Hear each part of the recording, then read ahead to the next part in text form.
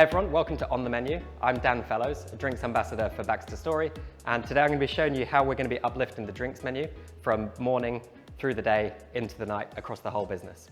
So obviously the most important thing when it comes to any drink is the quality of ingredients and taking great care when you make these. So we have a full coffee team working on the coffee program in the business, and what I'm going to be doing is showing you how we take this incredible liquid here, which is a delicious shot of espresso, and making it into a really delicious twist on a classic cocktail, which is the Espresso Martini.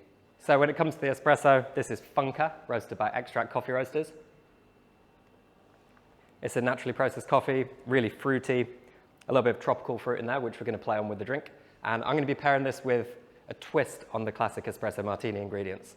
So a classic Espresso Martini has your spirit, which is often vodka, a coffee liqueur, which is generally not the coffee in the drink, and then some kind of sweetener added to the espresso. But what we're going to do today is change the spirit from vodka to two different rums, one of which is a lighter rum, which has your kind of banana and white chocolate notes, so really kind of delicate and subtle, and then a darker rum, which is going to have your kind of more traditional caramel, fudge, and a little bit of pineapple going on, and that really complements the coffee really well.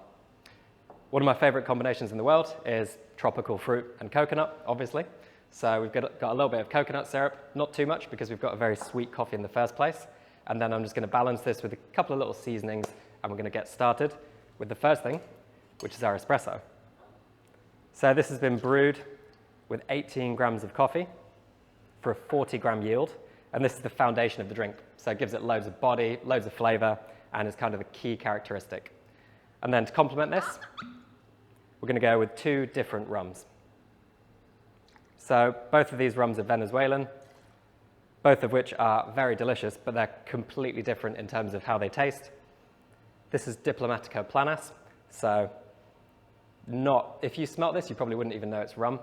It's kind of fragrant, it's floral, kind of green banana, that kind of unripe banana, and then white chocolate and vanilla, and then 20 mils of Reserva Exclusiva, same company, very similar in terms of terroir, but this is a completely different taste in rum.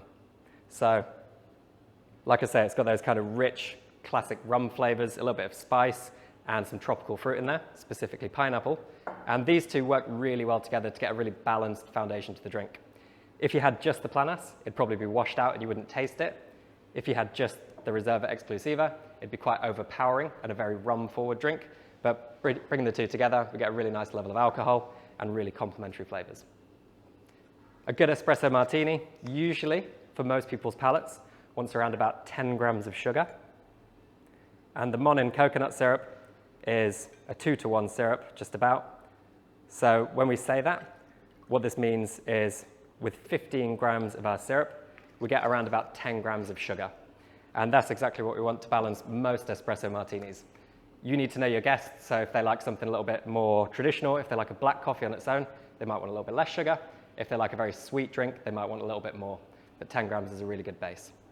And then, interesting stuff, we're going to season our cocktail.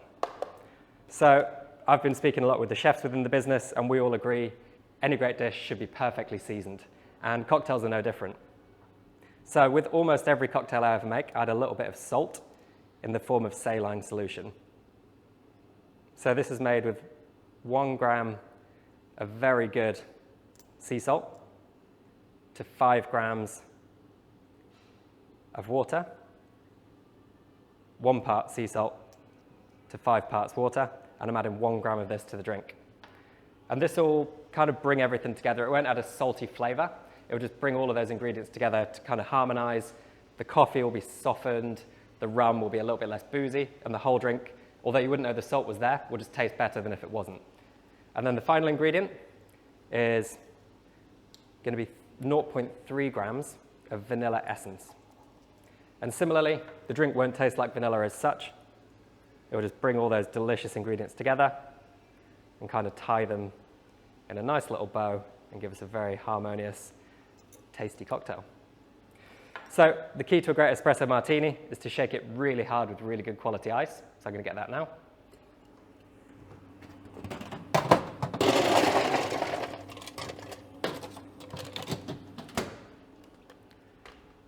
And counterintuitively, the more ice you add, the less dilution you'll get in the drink. because you're chilling the drink much quicker without the ice melting, and that's exactly what we want.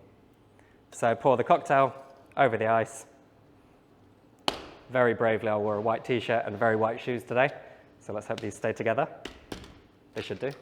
And you want to shake it like you hate it, in the words of the Espresso Martini's little sister, Dick Bradsell's daughter, Bea Bradsell. So I'm going to give this a really good shake now.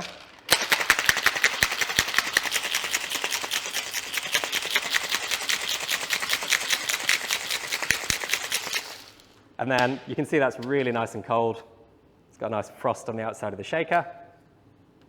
And then we're going to strain this into a very well chilled glass.